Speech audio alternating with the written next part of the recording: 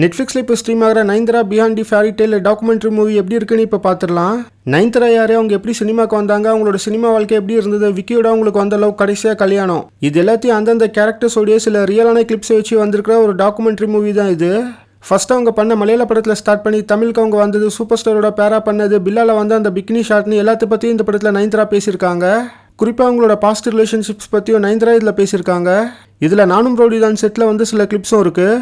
ஆக்சுவலாக இது சாதாரணமாக வந்திருந்தாலே நயன்தாரா பற்றின ஒரு ஃபீல் குட் டாக்குமெண்ட்ரி மூவியாக எல்லாரும் பார்த்து நயன்தாராவை புரிஞ்சிக்கிற ஒரு படமாக வந்திருக்கும்.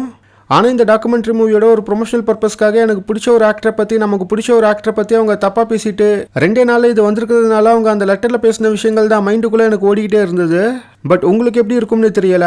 இந்த டாக்குமெண்ட்ரியில் வந்து சில கேரக்டர்ஸ்க்கு டப்பிங் இன்னும் கொஞ்சம் பெட்டராக அவங்களே அவங்களோட ஓன் வாய்ஸில் பண்ணியிருக்கலாம்னு நான் ஃபீல் பண்ணேன். அவங்க லேடி சூப்பர் ஸ்டார்னு நாங்கள் ஒத்துக்கிறோம். அதுக்குன்னு ஸ்டார்டிங்கில் ஒரு இடத்துல இத்தனை வாட்டி லேடி சூப்பர் ஸ்டார்னு சொல்லி ரிஜிஸ்டர் பண்ணணுமாங்கிற ஒரு கேள்வி எனக்கு வந்தது.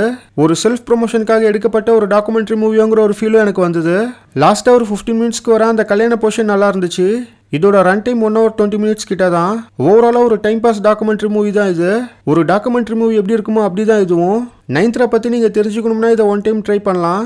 பட் இவங்களோட லைஃப் ஸ்டைலே ஆரம்பத்தில் இருந்து அப் டவுன்லாம் இல்லாமல் ஒரு எலைட் ஜோன்லேயே போனதுனால ஆஹா ஊஹோன்னு சொல்கிற மாதிரி இந்த டாக்குமெண்ட்ரி மூவியில் எதுவும் எனக்கு ஃபீல் ஆகலை.